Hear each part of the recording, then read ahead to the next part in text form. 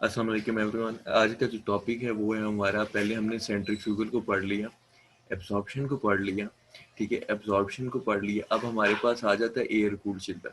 Air cooled chiller में हम लोग क्या करते हैं, उसका क्या प्रोसेस है, वो सारे का सारा टोटली अभी एक्सप्लेन करूंगा मैं। हमने कहा कि एयर कूल्ड चिलर है, इसमें हमारे पास प्राइमरी रेफ्रिजरेंट्स यूज हो रही हैं। अच्छा, बेसिकली ये है कि हम लोग उसमें कंडेंसर को ठंडा करने के लिए हम लोग कूलिंग वाटर का यूज कर रहे थे, यानी कि कूलिंग टॉवर से पानी आता था, वो आके कंडेंसर को ठंडा करता था, फिर वहां पर रेफ्रिजरेंट ठंडी होती थी तो कूलिंग का प्रोसेस स्टार्ट होता था। मगर यहाँ पर ऐसा नहीं है, ये टोटली उसके अपोजिट प्रोसेस है। इसमें ये है हमारे पास कि हम लोग ऐसा करते हैं कि कूलिंग टावर को कि यानी कि हमारा जो एयर कूल चिलर है इसको हम किसी भी बिल्डिंग के सबसे टॉप पर लगा देंगे। यहाँ पर ये होता है कि क्रॉस फ्लो होता है, यानी कि जैसे हम एयर का फ्लो की बात करते हैं, काउंटर फ्लो, क्रॉस फ्लो, ठीक है। इसमें जब एयर फ्लो होता है तो ऑटोमेटिकली कंडेंसर ठंडा होना शुरू हो जाता है। यानी कि मैंने आप लोगों से पहले बात की थी कि हमारे पास जो एयर कूल्ड चिलर है उसके अंदर 7 फैंस होते हैं कंडेंसर के। तो ऑटोमेटिकली जब वो 7 फैंस चलते हैं एट अ टाइम, तो ये कंडेंसर को ऑटोमेटिकली ठंडा करना शुरू कर देते हैं। अब हम प्राइमरी रेफ्रिजरेंट की बात करते हैं, प्राइमरी रेफ्रिजरेंट्स कौन से यूज हो रहे हैं। हमने कहा कि प्राइमरी रेफ्रिजरेंट्स मुख्तलिफ टाइप्स के आ जाते हैं, R13, R14, R121, R134A, R704। अच्छा, हमने रेफ्रिजरेंट्स वो यूज करना है जो कि हमारे माहौल पर कोई असर ना करें, एटमोसफेयर पर कोई असर ना करें। इसके लिए जो best, one of the best refrigerant is R134A। अच्छा, हम रेफ्रिजरेंट यूज कर रहे हैं 134A। अच्छा, अब हम इसका ना साइकिल और वर्किंग इसकी शुरू कर देते हैं, स्टार्ट कर देते हैं कि इसकी साइकिल की वर्किंग क्या है, ये एक्सप्लेन कैसे होगा। ओके, अच्छा, अब मैं आप लोगों को इसकी वर्किंग बताता हूँ एयर कूल्ड चिलर के। अगर हम बात करते हैं, हमने कहा पहले जो चिलर्स पढ़े मैंने उनको आप लोगों को एक्सप्लेन किया 580 टन के लिहाज से, मगर अब मैं इसको एक्सप्लेन करूंगा कि इसमें एयर कूल्ड चिलर होता है, उसका साइज बहुत ज्यादा नहीं बनाया जाता, क्योंकि इसमें ज्यादातर केसेस में ऐसा होता है कि हमें टू साइड्स को देखा जाता है, कि हमने टू साइड्स देखनी है जो कि ज्यादा से ज्यादा एक टाइम पर इंटर हो सके। अच्छा, तो ये है कि अब हम एयर कूल्ड को स्टार्ट करते हैं। अब मैंने कहा कि इसके पार्ट्स क्या हैं, इसका सारी वर्किंग क्या है, उसको मैं आपको सामने एक्सप्लेन करना शुरू कर देता हूँ।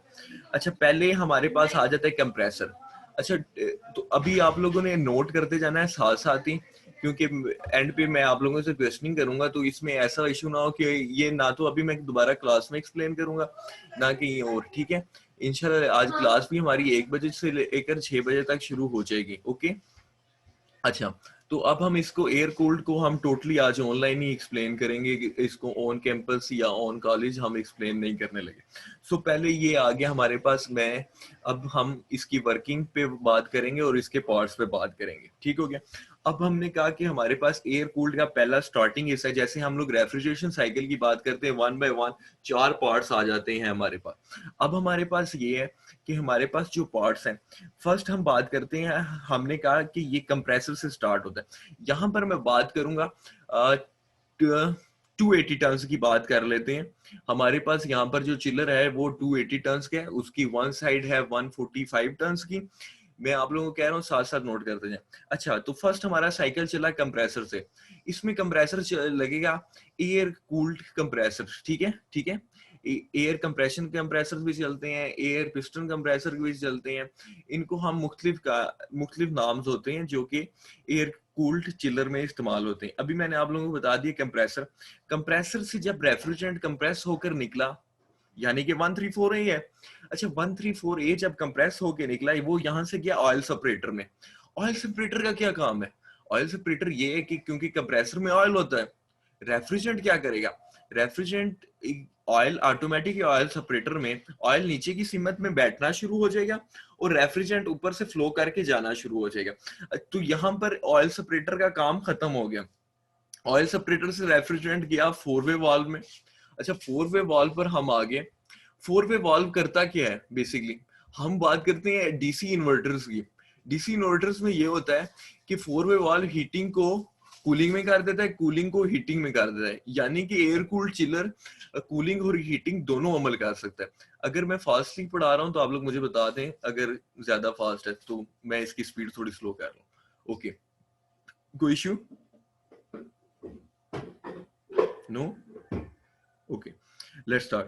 अच्छा, फोर वे वॉल पर आई रेफ्रिजरेंट ऑयल सेपरेटर से होकर, अली हसन बोलें, माइक अपना अनम्यूट कर लें। सर समझ आ रही है लेकिन थोड़ा सा स्लो कर दें सर। ओके, कहाँ से स्लो कर दूं? यहाँ से आगे पीछे सारा समझ आ गया आपको? यस सर, कंप्रेसर तक समझ आ गया कि कंप्रेसर से आगे जो है ना वो ओके, मैं ऑयल दोबारा एक्सप्लेन उसमें। करता हूँ, ओके। अच्छा, कंप्रेसर तक समझ आ गया। कंप्रेसर में हमें पता चला कि रेफ्रिजरेंट हमारा कंप्रेस हो गया, उसका टेम्परेचर हाई प्रेशर पे आ गया, ठीक है। क्योंकि अभी हम ये कूलिंग साइकिल की बात करेंगे, हीटिंग साइकिल मैं दोबारा एक्सप्लेन कर दूंगा, ठीक हो गया। पहले हमें कूलिंग साइकिल को एक्सप्लेन कर लेते।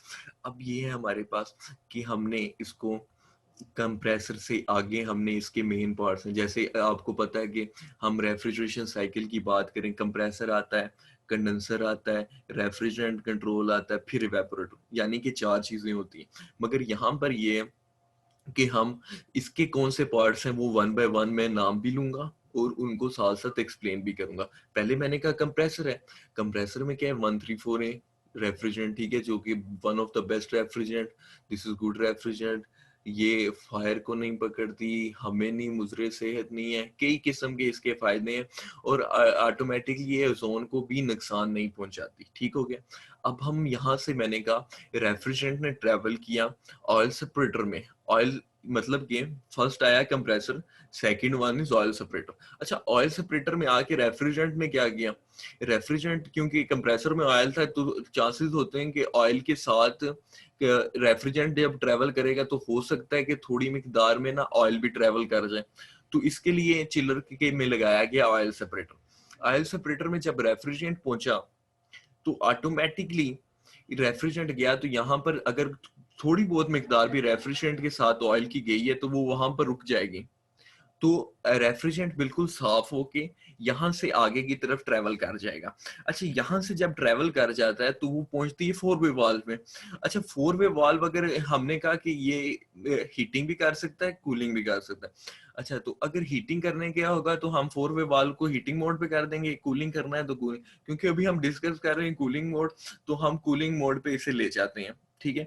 अब हमने इसे फोर वे वाल्व में आया, फोर वे वाल्व में जब रेफ्रिजरेंट आ गई, यहां से जाती है रेफ्रिजरेंट कैपिलरी में, कैपिलरी ट्यूब में।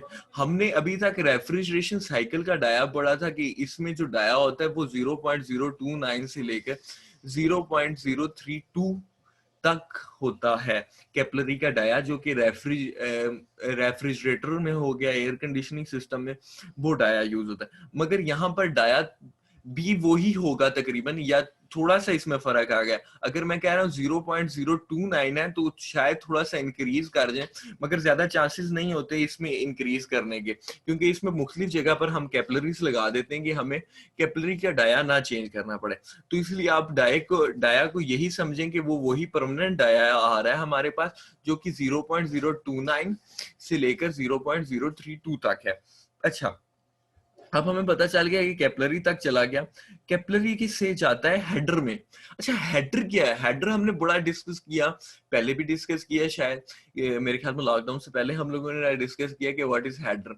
हेडर एक ऐसी चीज है जहां पर कोई ना कोई चीज स्प्रे होती है कंडेंसर को ठंडा करने के लिए, ठीक है। इसमें जब रेफ्रिजरेंट आता है ऑटोमेटिकली वो किसी ना किसी चीज में, हमने बात की कि हमारे पास जो कि है, हमारे पास हमारा ये चिलर, एयर कूल्ड चिलर, ये ऐसा है कि ये ऑटोमेटिकली एयर में लगा है, जो कि नेचुरल एयर के साथ टोटली ठंडा होता है, कि जितना एयर का फ्लो ज्यादा होगा उतनी अच्छी ये कूलिंग कर सकेगा। अच्छा, तो यहां तक हम जब पहुंच गए तो हुआ ये कि ये हेडर में आया, हेडर से जाने के बाद ये कंडेंसर में जाएगा। अच्छा, कंडेंसर में जब आ गया, मैंने आप लोगों को कहा कि हम यहाँ पर जो कंडेंसर यूज करते हैं इसके साथ कंडेंसर फैंस यूज करते हैं, ठीक है। अब हमने कहा कि कंडेंसर्स हैं, कंडेंसर की टाइप हम डिस्कस कर लेते हैं। अभी तक हमने 2 चिलर पढ़े, तो मैंने आप लोगों का ज्यादा से ज्यादा जो यूज हो रहा है वो shell and tube type, shell and coil type का। इसमें जो हमारे पास कंडेंसर यूज हो रहा है shell and coil type, plus हम इसे कहेंगे कंडेंसर फैंस। अच्छा, कंडेंसर फैंस क्यों हमने इसमें लगा दिए? सोचने वाली बात है कि बाकियों में हमें फैंस की जरूरत नहीं पड़ी, ये तो पहले ही ऊंचाई पर है, ये तो पहले ही ऊंचाई पर है, नेचुरल फ्लो से इसे ठंडा हो जाना चाहिए। ये क्वेश्चन आप लोगों के ज़हन में आएगा। अच्छा, तो इसको मैं इसलिए साथ साथ ही एक्सप्लेन कर देता हूँ कि हमने कहा कि यार ये कंडेंसर जब छत पे है तो इसको फैंस की तो जरूरत नहीं होनी चाहिए, मगर असल में ये है कि यहाँ पर जो रेफ्रिजरेंट आता है, क्योंकि इसके साथ कूलिंग वाटर नहीं है, अगर इसको कूलिंग के लिए कूलिंग वाटर मिल जाता तो फिर तो टेंशन नहीं था हमें रेफ्रिजरेंट को ठंडा करने के लिए ना, मगर यहाँ पर हमें कूलिंग वाटर नहीं मिला। फिर हमने ये किया कि इसके साथ हमने कंडेंसर फैंस लगा दिए। अब अगर एक साइड 140 टर्न्स की है तो एक साइड पे 7 कंडेंसर्स होंगे और दूसरी साइड पर 14। अगर हम एट अ टाइम दोनों साइड चला देते हैं, यानी कि 140 प्लस 140 इज इक्वल्स टू 280, तो इसमें 14 condenser fan at a time start हो जाएंगे। अच्छा, तो यहाँ पर कंडेंसर में आया रेफ्रिजरेंट, ठंडा हो गया, यानी कि अभी तक हमने बात किया पहले compressor, oil separator, oil separator के बाद हमने बात की 4-वे valve, capillary tube, header, header से हम गए कंडेंसर में। यहां तक कितने पार्ट्स हो गए? 6 पार्ट।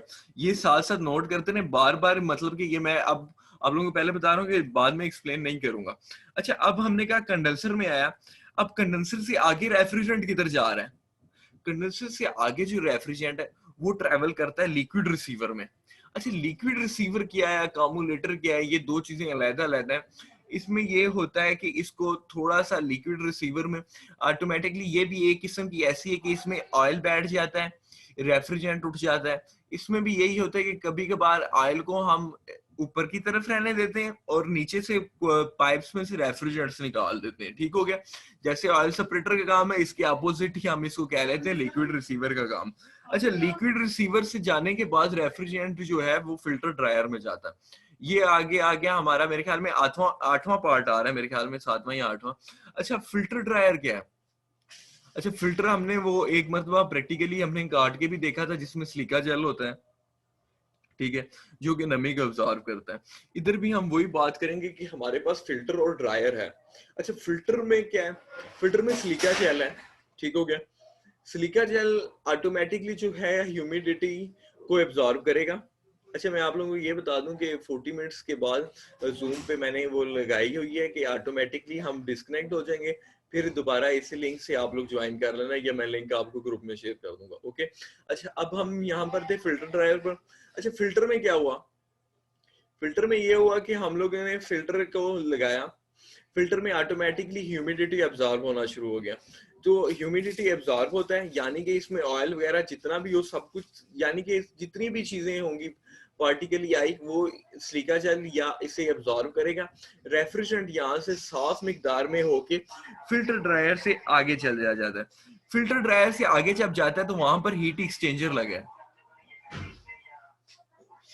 अच्छा, हीट एक्सचेंजर में क्या होता है?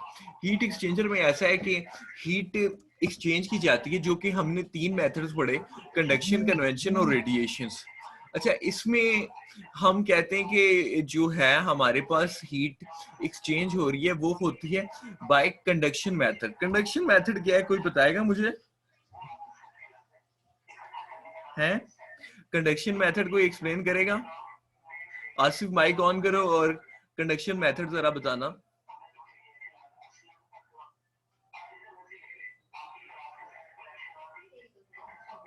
आसिफ, फास्टली, अगर आपको नहीं आता तो आप जल्दी से बता दो, क्योंकि टाइम थोड़ा है हमारे पास, तो जल्दी आगे एक्सप्लेन करना है। कंडक्शन मेथड अगर आपको आता है तो जल्दी से माइक ऑन करें अपना। सर नहीं आता। ओके, म्यूट कर लें। अच्छा, खालिद आप बताओ कंडक्शन मेथड क्या है?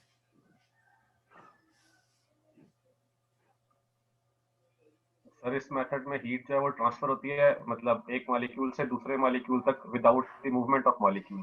बिल्कुल और सर जब मतलब पूरे उस ऑब्जेक्ट में हीट एक जितनी हो जाती है तो हीट का एक्सचेंज जो है वो रुक जाता है। बिल्कुल, हमने डेफिनेशन पढ़ी। ओके, म्यूट कर ले माइक, मैं भी इसको थोड़ा सा आप लोगों को एक मरतबा बता देता हूँ। हमने कहा कंडक्शन में मॉलिक्यूल्स, अगर हम ठोस जिस्म की बात करें, अगर हमारे पास कोई ठोस जिस्म, कोई ठोस एशिया है, उस पर कंडक्शन का अमल ये होता है कि हम एक साइड से उसे हीट देना शुरू करते हैं पूरे बॉडी में, यानी कि एक मॉलिक्यूल दूसरे मॉलिक्यूल को हीट देता है, दूसरा मॉलिक्यूल तीसरे को, इसी तरह ये प्रोसेस बिलियंस ऑफ मॉलिक्यूल्स में चला जाता है। तो ऑटोमेटिकली जब एक लेवल पे टेम्परेचर आ जाता है वो कंडक्शन है। ठीक हो गया। अब हमने कहा कि यहाँ पर हीट एक्सचेंज हुआ बाय कंडक्शन, कि हमने एक जो रेफ्रिजरेंट का टेम्परेचर था वो एक था, ऑटोमेटिकली वो जाना शुरू हो गया और वो टेम्परेचर लेस हो गया। अच्छा, हीट एक्सचेंजर तक तो हम आगे, हीट एक्सचेंजर से आगे हम एक्सपेंशन वाल्व कहते हैं। अच्छा, एक्सपेंशन वाल्व क्या है?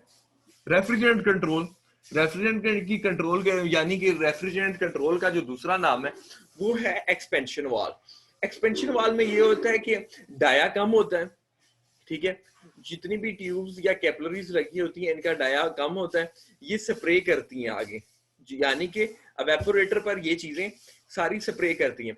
जब ये सब चीजें स्प्रे करना शुरू हो जाएंगी चीजों के ऊपर, तो ऑटोमेटिकली वो एवेपोरेटर ठंडा होना शुरू हो जाएगा। यहाँ पर हमने एक्सपेंशन की बात की, एक्सपेंशन करेगा, यानी कि एक्सपेंशन वाल में जितना भी बिल्डिंग को लोड चाहिए, बिल्डिंग का हम डेल्टा एक डिसाइड कर देंगे, बिल्डिंग में एक डेल्टा है, डेल्टा में किस बात को कर रहा हूँ, उसका टेम्परेचर, यानी कि T1 माइनस T2, यानी कि जो हमने एक रेंज सेट किया है उसके मुताबिक।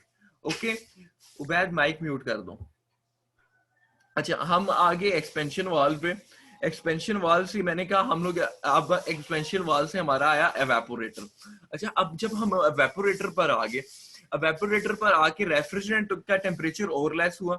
अब रेफ्रिजरेंट का टेम्परेचर और लेस कैसे हो रहा है? हमने कहा कूलिंग वाटर का तो तलक है नहीं इसमें, साफ सी बात हमने पहले डिस्कस किया, कूलिंग टावर का इससे तलक नहीं है, मगर यहाँ पर चिल्ड वाटर का जरूर तलक है, क्योंकि चिल्ड वाटर ने आगे जाना है, रेफ्रिजरेंट ने यहाँ से आगे नहीं जाना।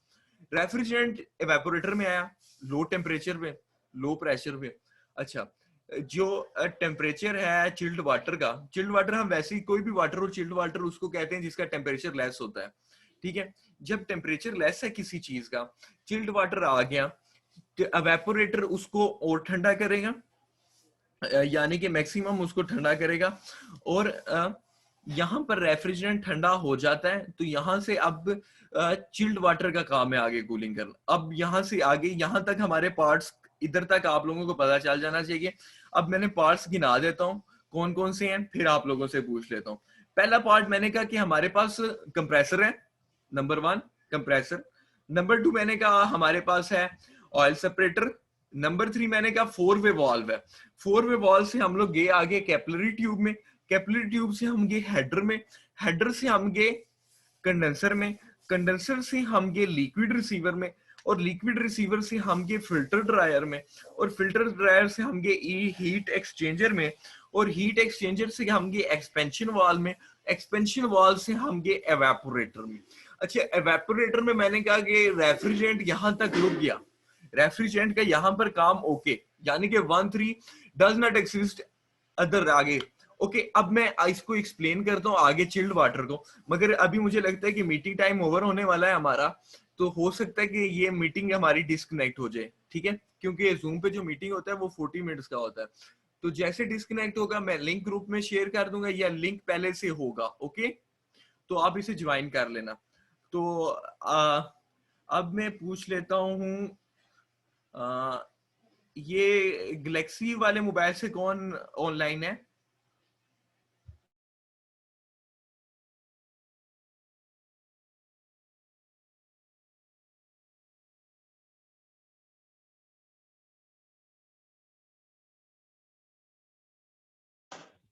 सर एक गैलेक्सी तो तुम, लेकिन पता नहीं चल रहा मेरा गैलेक्सी है किसी का गैलेक्सी है, क्योंकि शो नहीं हो रहे।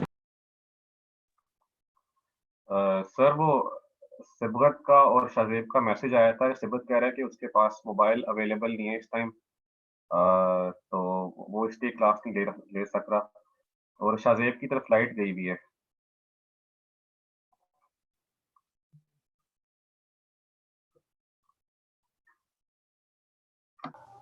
अच्छा, अब हम यहाँ तक पहुंचे, तो मैंने दोबारा एक मरतबा पार्ट्स के नाम दोबारा ले देता हूँ। नंबर 1 हमारे पास पार्ट आया कंप्रेसर। नंबर 2 हमारे पास आ जाता है ऑयल सेपरेटर। ऑयल सेपरेटर से जब रेफ्रिजरेंट ट्रेवल करता है वो जाता है 4 वे वाल्व में, और यहाँ पर अभी हम कूलिंग सेशन की बात कर रहे हैं, यानी कि कूलिंग सीजन की, यानी कि समर सीजन की। जब 4 वे वाल्व में रेफ्रिजरेंट पहुंचा, 4 वे वाल्व से पहुंची कैपिलरी ट्यूब में, यहां तक हो गया। अब कैपिलरी ट्यूब में से जब रेफ्रिजरेंट एक मिनिमम डाया से ट्रेवल किया तो ये पहुंचा हेडर में।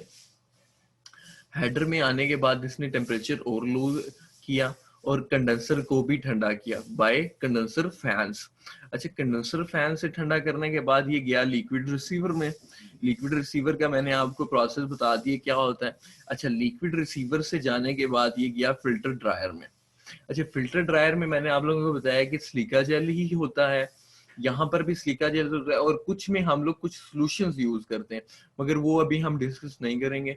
यहाँ पर हमने कहा कि फिल्टर ड्रायर तक जब रेफ्रिजरेंट आ गया, फिल्टर ड्रायर से आगे हीट एक्सचेंजर में चला गया। हीट एक्सचेंजर में आके हीट एक्सचेंज हुई बाय कंडक्शन मेथड। बाकी दो मेथड्स यूज नहीं होंगे, रेडिएशन के और कन्वेंशन के। हमने कहा कंडक्शन मेथड यूज हो गया। अच्छा, कंडक्शन मेथड से हम आगे गए हीट एक्सचेंजर से, यानी कि हीट एक्सचेंजर से मैंने कहा कि ये रेफ्रिजरेंट कंट्रोल में जा रही है, जिसको हम यहाँ पर कह रहे हैं एक्सपेंशन वाल्व। आप रेफ्रिजरेंट कंट्रोल भी लिख सकते हैं, एक्सपेंशन वाल्व भी लिख सकते हैं। अच्छा, एक्सपेंशन वाल्व से ये दोबारा यहाँ से आगे ट्रेवल किया एवेपोरेटर में, यानी कि ये स्टेप नंबर मेरे ख्याल में 9-10 बन गया। ओके, एवेपोरेटर में आ गया। एवेपोरेटर से आगे अब हम साइकिल चलाते हैं। अभी तक हमने डिस्कस किया कि हमारे पास यहाँ पर चिल्ड वाटर है, जो कि चिल्ड वाटर की लाइंस हैं। यहाँ तक तो हमें सारों को समझ आ गया कि चिल्ड वाटर क्या कर रहा है और कैसे काम कर रहा है। आगे हम गए तो आगे यहाँ से ऐसा होगा,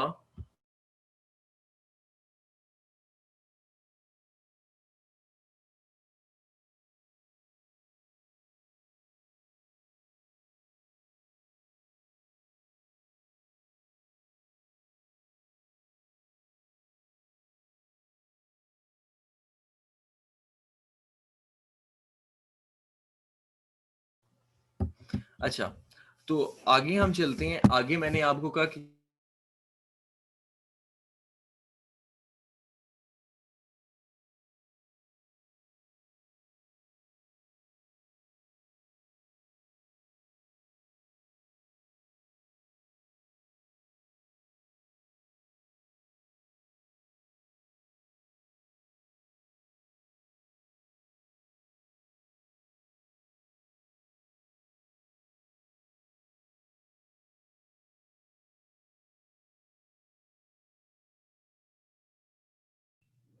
सर जी आपकी आवाज नहीं आ रही सर अभी।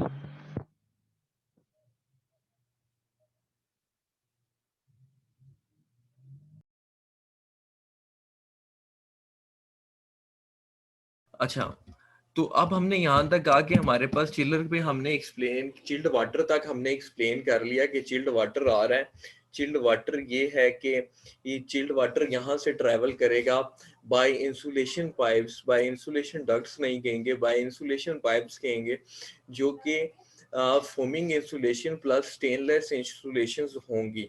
अच्छा, यहाँ से जब हमने कहा कि हमारे पास चिल्ड वाटर ट्रेवल करता है चिल्ड वाटर लाइंस में, अभी हम चिल्ड वाटर इनलाइन की बात करें। ये चिल्ड वाटर इनलाइन ट्रेवल किया, किसका माइक ऑन है, माइक ऑफ कर दें।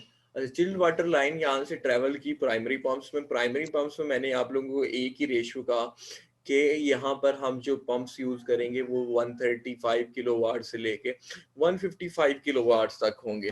ठीक है, 155 किलोवाट वाले जितने भी कंडेंसर्स यूज हो रहे हैं वो सारे के सारे हम बात करते हैं वो सारे के सारे होंगे सीरीज में लगे, यानी कि जहां पर भी हम कमर्शियल सिस्टम लगाते हैं वहां पर 3 या 4 पंप्स लगाते हैं। मगर यहाँ पर जो हमारा चिलर है उसकी रेंज जो है वो मैंने आपको कहा कि 280 की कैपेसिटी, यानी कि one side is 140 ton, second side is 140 ton. जब दोनों एट अ टाइम चल रही हो तो इनके साथ एक या दो प्राइमरी पंप्स काफी होंगे, यानी कि इसके लिए हमें सारे प्राइमरी पंप्स ओपन करने की जरूरत। इन प्राइमरी पंप्स के ऊपर भी VFDs लगी होती हैं। VFD मैंने आप लोगों का वेरिएबल फ्रीक्वेंसी ड्राइव्ड यूनिट, ये एक LCD की तरह होता है जिससे हम हर्ट्ज और मुख्तलिफ चीजें कंट्रोल करते हैं। अब हमने कहा प्राइमरी पंप तक जब चिल्ड वाटर आया, अगर हम बात करेंगे हमारे पास जो बिल्डिंग है वो अभी काफी दूर है, यानी कि उसका फासला हम कह लेंगे 500-700 मीटर या इससे ज्यादा बी मीटर क्या लें, तो यहाँ पर हमारा यूनिट लगा है, तो फिर हम ऐसा करते हैं कि सेकेंडरी पंप लगा देते हैं। अगर फासला ज्यादा हो, अगर फासला कम है तो हम सिर्फ और सिर्फ प्राइमरी पंप से ही काम चलाते हैं। प्राइमरी पंप ही डायरेक्ट चिल्ड वाटर को AHUs में भेज देता है, वरना हम ऐसा करते हैं कि सेकेंडरी पंप लगा देते हैं। मैंने खुद आप लोगों को अभी बोला कि 500-700 मीटर से ज्यादा फासला है हमारे पास, तो यहाँ पर ऐसा होगा कि हम इसके टेम्परेचर यहाँ से सेकेंडरी पंप्स में भेजेंगे। सेकेंडरी पंप्स में हर्ट्ज और मैं आपको किलोवाट्स बता देता हूँ। प्राइमरी पंप्स में जो किलोवाट्स यूज हो रहे हैं वो ये है कि मैंने आप लोगों को बताया कि यहाँ सेकेंडरी पंप्स में जो किलोवाट्स यूज हो रहे हैं वो 115 टन से लेकर 125 टन की कैपेसिटी के अंदर अंदर होंगे। यहाँ पर जब सेकेंडरी पंप आया, सेकेंडरी पंप्स की भी दो लाइनें, एक आउट और एक इन, मगर अभी हम इनकी बात करें, यानी कि चिल्ड वाटर यहाँ से सप्लाई किया AHU के सेक्शन नंबर बी में, यहाँ जानी कि जहां पर सेक्शन बी है जहां पर कूलिंग कॉइल यूज हो रही है। सेक्शन ए में हम बात करते हैं कि वहां पर अब हमने क्योंकि कूलिंग प्रोसेस करना है, वहां पर से एयर डिस्ट्रीब्यूशन स्टार्ट हो जाएगी बाय डिफ्यूजर्स, बाय डक्ट्स। अच्छा, AHU तक हम पहुंच गए। AHU में क्या हुआ, AHU के फर्स्ट सेक्शन में ब्लोअर है, ब्लोअर से यानी कि हमने कूलिंग एयर लेके जानी ना, वाटर से तो कूलिंग नहीं होगी क्योंकि चिल्ड वाटर तो आ गया। चिल्ड वाटर अब कॉइल्स में स्प्रे करेगा। अच्छा, चिल्ड वाटर ने कॉइल में आया, कॉइल में ट्रेवल करना शुरू किया क्योंकि यहाँ पर रेफ्रिजरेंट नहीं है। अच्छा, कूलिंग वाटर जो है वो ऐसे स्प्रे करेगा कि कूलिंग टावर, मैंने कहा कॉइल के अंदर चिल्ड वाटर नीचे से ऊपर की सिमल में फ्लो करे, ताकि ये जितना मैक्सिमम टाइम डिस्ट्रीब्यूशन में लगाएगा उतना ही टाइम, यानी कि नीचे से पानी ट्रेवल करता हुआ ऊपर जाएगा, यानी कि जितना टाइम ये उस टाइम स्पेंड करेगा, जितना मैक्सिमम टाइम स्पेंड करेगा, तो कूलिंग एयर यहाँ से ब्लोअर से पास करनी आसान होगी। अब ब्लोअर से जब एयर निकला कूलिंग कॉइल से आगे, तो इसका टेम्परेचर मजीद डिक्रीज हो गया, यानी कि कूलिंग की सीमत में जाना शुरू हो गया। यहाँ से आगे हमने बात की कि हमारे पास जो है यहाँ से सेक्शन सी में हम गए, जो कि पहला सेक्शन है हमारा प्री फिल्टर्स का। प्री फिल्टर्स में आके मैं हमेशा बात करता हूँ कि डक्ट पार्टिकल्स यानी कि माइनर पार्टिकल जितने भी होंगे एयर के अंदर, गर्दों गुबार, वो सारा कुछ रुक जाएगा। यहाँ से अब एयर फ्लो करता है, क्योंकि यहाँ से आगे एयर फ्लो करता है बायोफिल्टर में। अच्छा, बायोफिल्टर क्या है? बायोफिल्टर बैक्टीरियाज को डेथ करता है, जितने भी बैक्टीरियाज आते हैं उनको मारने का काम इसका होता है। अच्छा, तो यहाँ से तक हम पहुंच गए, AHU कंप्लीट हो गया। AHU से आगे भी चिल्ड वाटर थोड़ा सा जाता है। अच्छा, चिल्ड वाटर भी जाएगा और यहाँ से एयर भी ट्रेवल करेगा। अब ये थोड़ा सा कॉम्प्लिकेशन है कि बंदा सोचता है कि एयर और चिल्ड वाटर क्यों ट्रेवल कर रहा है दोनों इकट्ठे, मगर हम ये साथ साथ एक्सप्लेन करता जाऊंगा दोनों चीजें। अब हमने कहा कि एयर यहाँ से ट्रेवल करने लगी है बाय डक्ट, जो कि हम कहते हैं सप्लाई एयर डक्ट, जिसका हमने नाम पढ़ा हुआ है, जिसको हम कहते हैं PI duct, pre insulated duct, जिसमें पॉलीयूथरीन्स का मटेरियल इस्तेमाल किया जाता है। अच्छा, तो यहाँ से हम डक्ट में यानी सप्लाई एयर डक्ट के साथ चले, उसमें एयर फ्लो किया, एयर फ्लो करते करते करते करते FCU में पहुंचा। अब FCU में हम कभी कभी ऐसा करते हैं, कुछ FCUs यानी कि जो कि अच्छे FCUs हैं, यानी कि हम कह लें गैसकेट यूनिट्स की बात करें, तो वहां पर कॉइल्स लगा दिए जाते हैं, chilled water line in, chilled water line out. वो आकर एयर का टेम्परेचर और डिक्रीज कर देता है, यानी कि कूलिंग और अच्छी तरह से हो सके। मगर इन जो चिल्ड वाटर लाइंस होती हैं, इनका डाया वेरी लेस, इनका डाया हम बात करें तो मैक्सिमम 2 इंचेस का इसका डाया होता है। अब यहाँ पर जब हम FCU यानी कि फैन कॉइल यूनिट में आ गए, ब्लोअर ने स्प्रे किया, ब्लोअर ने एयर थ्रो की, नीचे हमारे पास, मैंने आप लोगों को कहा कि 2 फिल्टर्स लगे होते हैं, बल्कि 2 फिल्टर लगे होते हैं एक ही टाइप के, यानी कि मैश फिल्टर्स तक तो हम पहुंच गए। मैश फिल्टर में ये हुआ कि मैश फिल्टर ने और डस्ट पार्टिकल्स को रोका, और ये जहां पर भी हमारी कूलिंग स्पेस है, आईसीयू वार्ड की बात कर लें, किसी और वार्ड की बात कर लें, यहाँ तक कूलिंग का प्रोसेस स्टार्ट हो गया। अब ये वापस एएचयू में जाता है, ठंडा होता है, जो कुछ भी होता है, ये कूलिंग का प्रोसेस वहां से। अब हमने यहाँ पर फैसला आया कि हमारा एफसीयू तक हमारे पास चिल्ड वाटर पहुंच गया। अभी तक किसी का क्वेश्चन है? अली, हाँ पूछें, आप क्वेश्चन पूछें। Yes sir. सर ये आपने बताया कि वो 2 इंच का डाया होगा सर, वो वॉइस थोड़ी सी मिस हुई थी, समझ नहीं आई कि किस चीज़ का आपने डाया बताया। ओके ओके, माइक म्यूट कर दो, मैं बता देता हूँ। अच्छा, मैंने कहा कि हमने कहा कि वहां पर 2 इंच का डाया होता है। मैंने कहा एफसीयू तक चिल्ड वाटर भी पहुंच रहा है। पहले हमने कहा चिल्ड वाटर लाइंस का डाया होता है 8 या 9 या 10 इंच तक होता है, ठीक है, डाया, बल्कि 1-1 फुट तक भी डाया होता है चिल्ड वाटर लाइंस का।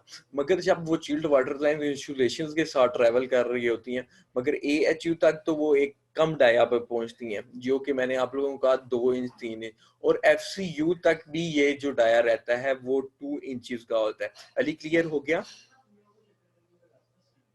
ओके सर, हो गया। ओके, ठीक है। अब हम यहाँ से आगे की तरफ ट्रेवल करते हैं, यानी कि हमने कूलिंग कर ली एफसीयू से। अब मैंने कहा कि जो एयर थी वो वापस डक्ट के जरिए, यानी कि एग्जॉस्ट एयर डक्ट के जरिए वापस एएचयू में आई, और ये प्रोसेस एयर का यहाँ से चलना शुरू हो गया। अब हमें अपना कूलिंग वाटर जाया तो नहीं करना, chilled water, sorry chilled water है। चिल्ड वाटर ये है कि हमने यहाँ तक तो उसे ठंडा किया, इतना तो नहीं है कि वो इतना गर्म हो जाएगा कि हम उसको जाया कर दें, नया चार्ज करें, इतनी मेहनत करें, और इसमें ये हो कि हमें दोबारा कूलिंग करने के लिए मसले आए। तो इसके लिए हम ऐसा करते हैं कि हम जो चिलर्स एक इसको हम एक रिटर्न लाइन लगाते हैं, जिसको हम कहते हैं चिल्ड वाटर आउटलाइन। अच्छा, चिल्ड वाटर आउटलाइन से वाटर ने ट्रेवल करना शुरू किया। चिल्ड वाटर लाइन से ये वापस गया एएचयू में, एएचयू से ये वापस जा रहा है, ये अब वापस रिसाइकल प्रोसेस है, जो कि आप जरा गौर से समझेंगे तो इंशाल्लाह आपको एयर कूल्ड क्लियर हो जाएगा। नेक्स्ट टाइम कभी भी इंशाल्लाह एक्सप्लेन करने की जरूरत नहीं पड़ेगी। अब हमने कहा चिल्ड वाटर हमारा एएचयू में पहुंचा। अब एएचयू से हमारा चिल्ड वाटर ट्रेवल करता है।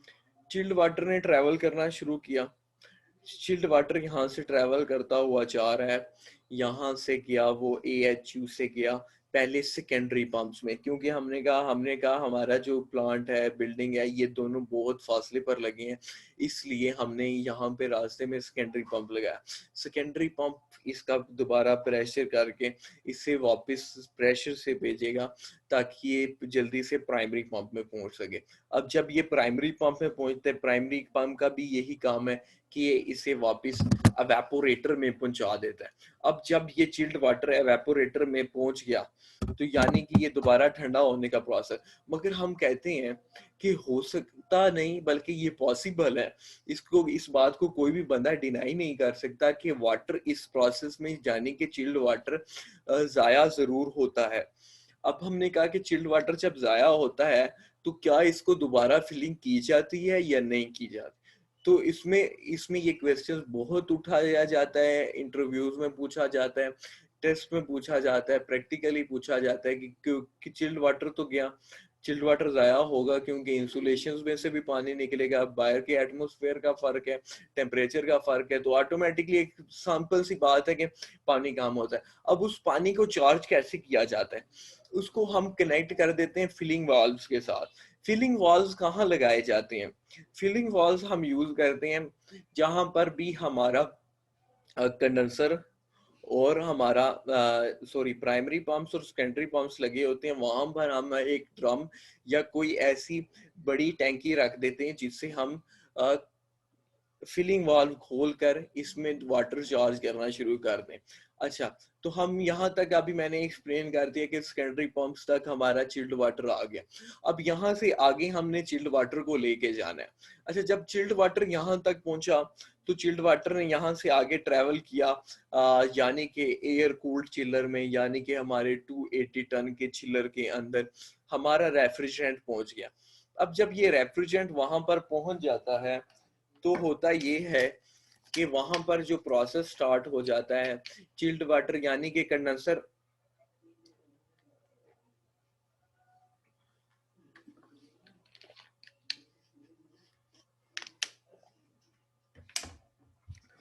यानी कि यहाँ पर जो हमारा प्रोसेस शुरू हो जाता है वो है एवेपोरेटर का। दोबारा एवेपोरेटर रेफ्रिजरेंट के जरिए ठंडा करते हैं, मगर ये अब आप लोगों को चिल्ड वाटर का साइकिल समझ आए। अब मैंने कहा कि हमारे पास अभी तक हमने पता किया था जितने स्टेप्स से यहाँ तक हमारे एवेपोरेटर तक रेफ्रिजरेंट आया। एवेपोरेटर से अब रेफ्रिजरेंट फिर ट्रेवल करेगा, ठीक है। एवेपोरेटर से रेफ्रिजरेंट ने ट्रेवल करना शुरू किया एक किसकी सर सिमत में, कंप्रेसर की सिमत में। यानी कि ये दोबारा कंप्रेसर में जाएगा, कंप्रेसर इसे दोबारा हाई प्रेशर हाई टेम्परेचर में कन्वर्ट करेगा और फिर ऑयल सेपरेटर, और इसी तरह ये साइकिल चलता जाएगा। अब आप कोई क्वेश्चन है तो पूछ लें, अगर किसी को भी कोई इश्यू है जहां से समझ नहीं आया जल्दी से क्वेश्चन पूछ लें।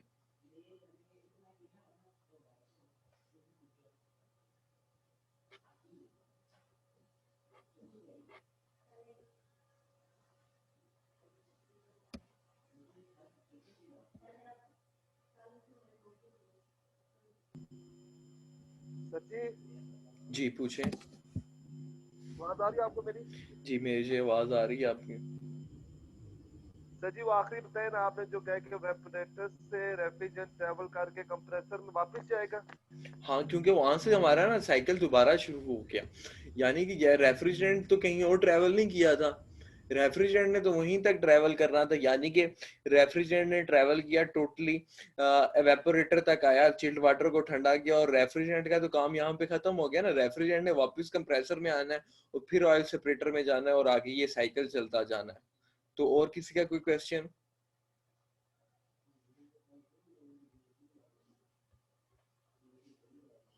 नहीं, ओके। अब मैं क्वेश्चन पूछ लेता हूँ। मुबशिर अपना माइक अनम्यूट करें।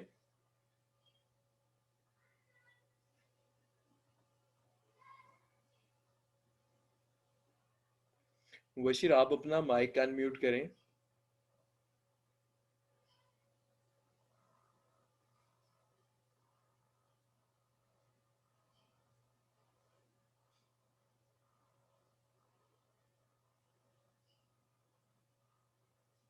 मुबशिर मेरी आवाज आ रही है आपको? सर जी सर AIU में कितने किस्म के फिल्टर लगे हुए होते हैं? आपने दो बताए ना, दो किस्म के, हाँ प्री और बायो। बिल्कुल। तो इसके और अलावा और भी फिल्टर लगे हुए होते हैं या नहीं? हाँ, हम बात कर लेते हैं फिल्टर्स की और उनके मैं नाम भी दोबारा से एक्सप्लेन कर देता हूँ। मैंने कहा कि अगर हम बात करें हमारे पास, मैंने अभी तक बात की प्री और बायो की, ठीक है। हमने प्री में पता चल गया हमारे डस्ट पार्टिकल्स रुक गए, बायो में हमें पता चला कि बैक्टीरियाज रुक गए। अब हमने कहा, एक मैंने आप लोगों को फिल्टर का नाम बताया था, वो फिल्टर था हीपा फिल्टर। हीपा फिल्टर में क्या होता है वो अब मैं बताता हूँ। हीपा फिल्टर ये ज्यादा हम वहां पर यूज करते हैं जहां पर हमारे पास कमर्शियल जो के ऑफिसर्स वगैरह के लिए जिस तरह का, या बहुत ही अच्छा कमर्शियल सिस्टम जहां यूज किया जाए, वहां पर हम प्री के बाद एक ही फिल्टर यूज करते हैं जिसका नाम होता है HEPA filter. Okay clear? Yes sir, okay करिए। ओके, म्यूट कर लें अपना थैंक्स सर। माइक। ओके अच्छा, अली अपना माइक अनम्यूट करें। जी सर। अच्छा, आपको अभी तक कोई इश्यू हो एयर कूल्ड चिलर में तो बता दें। नो सर, नहीं। ओके। सर वो खालिद साहब का मैसेज आया था। हाँ जी। सर वो कह रहे हैं कि मैं अच्छा, ओके। अब हमने यहाँ तक, हमें आज हमारा air cooled chiller totally explain हो गया।